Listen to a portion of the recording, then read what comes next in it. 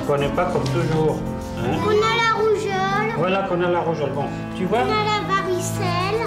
Et qu'est-ce que ça serait aussi une maladie, par exemple On a plus de cheveux. Hein? On a plus de cheveux, moi je sais la maladie. Qu'on en a plus de cheveux. Qu'est-ce que c'est comme maladie? Cancer. Le cancer. On a mal au poumon. On a mal à la vessie. Oui. Et aussi, des fois, on a mal au ventre, on crie, tout ça. Ça semblerait à voir si c'était un serpent qui avait un cancer. Une grosse boule. Ouais. C'est une maladie qui se passe dans les corps. Et alors, nous, en effet, le corps est fait avec des petits morceaux qui s'appellent des cellules. Et c'est ça qui...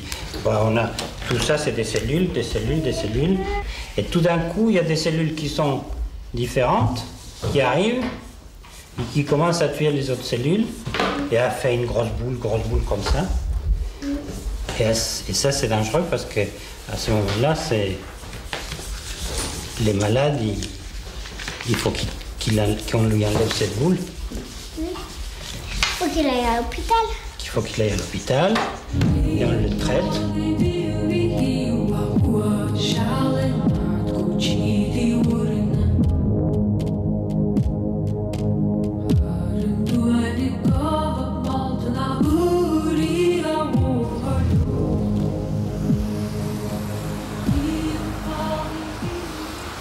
Moi, quand j'avais 8 ans, c'est ma mère qui est tombée malade. On l'a amenée à l'hôpital. Moi, je me suis retrouvé tout seul, ou presque.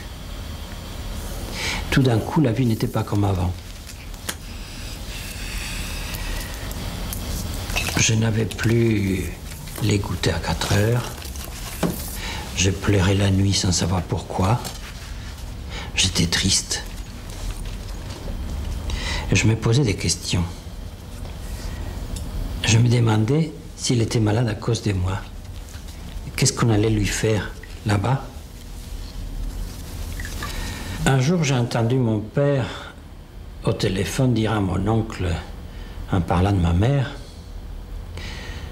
à l'hôpital, ils m'ont dit qu'elle a un cancer. Alors j'ai eu très peur qu'elle ne meure. Il faut qu'on lui enlève cette boule et on lui donne des choses pour que ça...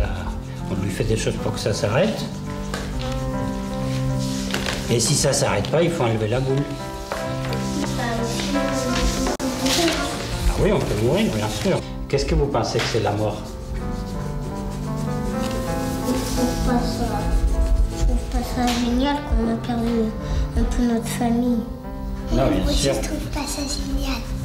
Non, mais c'est des choses que les hommes et les femmes... qui arrive. Et à la fin, le père de ces poussins, il est mort. Et ils sont tous allés l'enterrer, tu vois. Toute la famille. Où il est, le papa? Le papa, il est déjà là-dedans, parce qu'il est mort. Alors, Là, fais voir. ouais, il y a la mère qui va, les petits poussins, la tante, l'oncle, et toute la famille. Donc la famille, maman, elle pleure là. Mais, oui, ils pleurent tous. Elle pleure. Oui, mais quand même, tous les enfants, Tout ils le monde disent... est triste Ils sont tristes, mais parce qu'ils n'ont plus de père. il y en a un qui dit « Moi, je me souviens toujours de lui. » Donc, il est toujours dans sa tête. Donc, il est mort, mais il est toujours dans sa tête. L'autre qui dit « Moi, j'ai gardé un disque quand il fait cocorico. » Donc, il se souvient aussi de lui. Il est toujours, d'une façon ou d'une autre, il est toujours vivant. Dans ses souvenirs.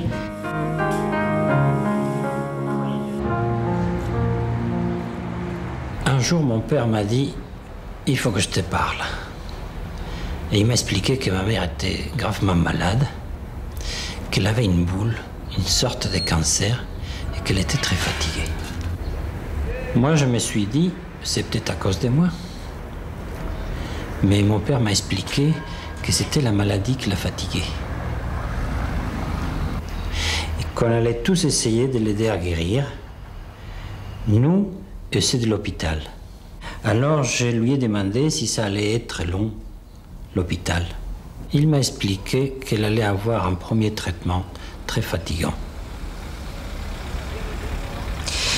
Qu'ensuite elle viendrait se reposer à la maison et qu'après ça, elle repartirait plusieurs fois à l'hôpital pour d'autres traitements. Maintenant que j'avais compris, j'étais très fier d'aller faire les courses pour mon père et de bien faire mes devoirs pour faire plaisir à ma mère.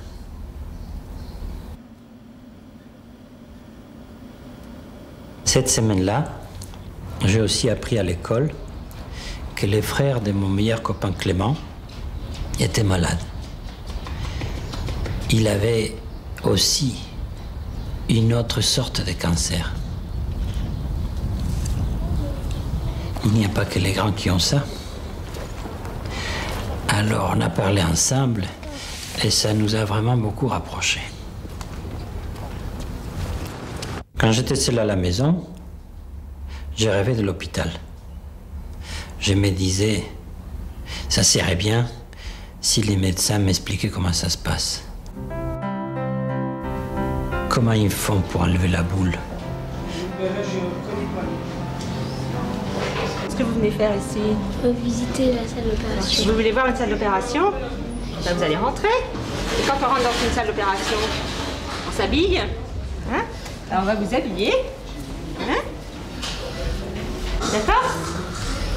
Venez là. Avec mon chapeau, si c'est une chapeau. Voilà. Venez là.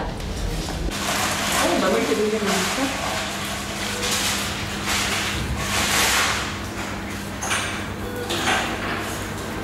Bon, nous avons installé la malade sur une table d'opération dans une salle qui est protégée. C'est ici qu'on va lui enlever la boule qui est composée de mauvaises cellules. Dans cette salle, on a des filtres pour empêcher les microbes de rentrer et c'est pour la même raison qu'on porte un masque, un chapeau et une tenue spéciale.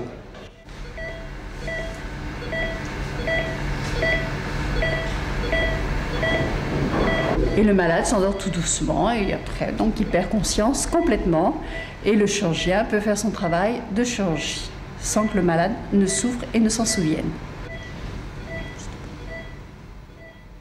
Ils sont tous surveillés sur le machine, donc aucun problème. Parce qu'il y a le petit problème, ça sonne. Et comme il y a tout ce monde-là, il y a des médecins, il y a des infirmiers, ils surveillent tous ces malades.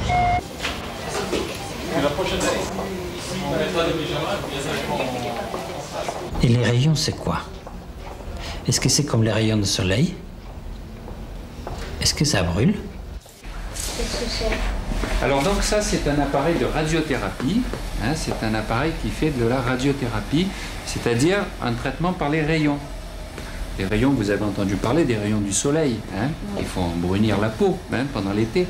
Les appareils qui sont utilisés ici, ce sont des rayons encore plus puissants qui sont faits pour détruire les mauvaises cellules qui sont dans l'organisme. Au moment où on fait le traitement, et juste après les séances de radiothérapie, on peut avoir quelques réactions. Par exemple, si on fait le traitement au niveau de la tête, on peut avoir, pendant les séances de radiothérapie, mal à la tête. Si on fait le traitement au niveau du ventre, on peut avoir quelques envies de vomir, quelquefois on peut vomir. Mais le principe du traitement, c'est de détruire les mauvaises cellules, hein, c'est ça qui est important. Et le radiothérapeute fait son traitement avec le chirurgien, avec le chimiothérapeute. Ma mère, c'est de la chimio qu'elle avait. On dit que ça fait tomber les cheveux. Et des fois que ça fait beaucoup vomir.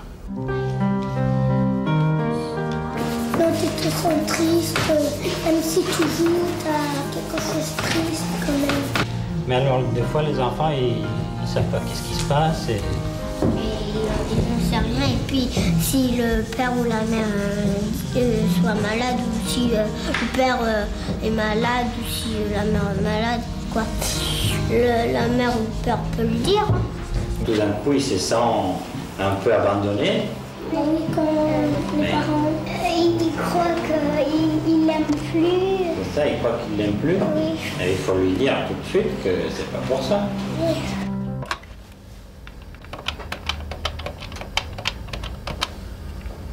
Je me suis dit, ça serait bien qu'on aille avec Clément faire la visite à l'hôpital ensemble.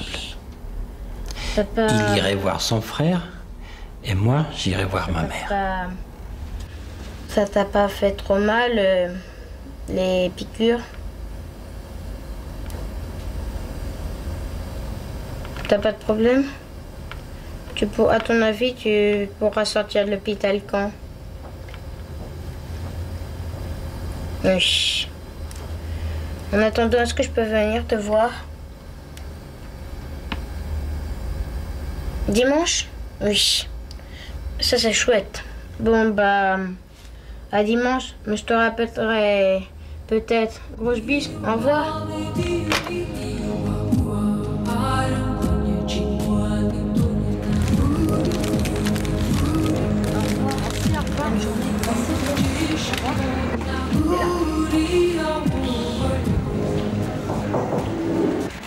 Avec elle, je ne savais pas trop comment faire.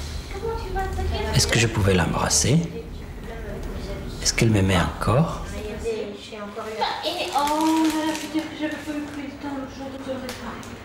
En fait, ma mère, même qu'elle était malade, elle s'inquiétait de moi. Les dames t'ont montré? Oui. Ah oui? Tu t'es apporté balance, on va voir les laisser. C'est la suite du traitement? C'est la suite du traitement. Aïe, aïe, aïe. Qu'est-ce que c'est? Une perfusion. Ça sert à quoi? C'est le traitement que les médecins ont prescrit pour ta maman. Tu sais, c'est les médicaments qu'on met directement dans ma veine, par ici, là. Oui. Clément, lui, il était un peu jaloux de son petit frère, parce qu'on ne s'occupait pas assez de lui. Du coup, il était un peu triste. Il avait l'impression d'être abandonné. Quand enfin il a vu son frère à l'hôpital, il l'a trouvé très fatigué, très pâle. On t'a déjà dit d'ouvrir Sa mère lui a dit après que même s'il n'avait pas remercié pour la pluche,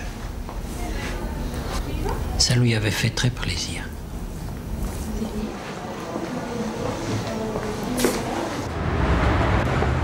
Après cette visite, avec Clément, on s'était dit qu'on pourrait aller voir les perruques.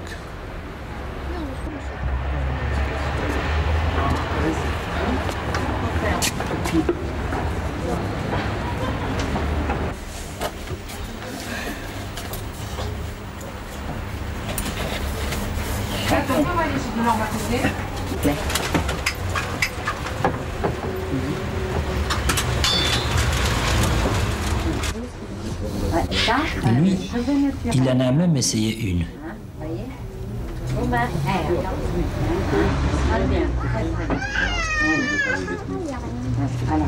On enlève celle-là et on met celle-là.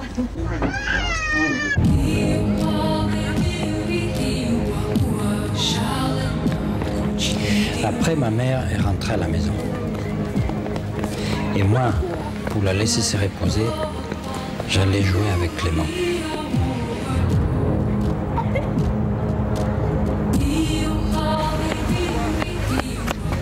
Je te vois pas, mais je sais que t'es là. Et heureusement que je l'avais mon copain Clément.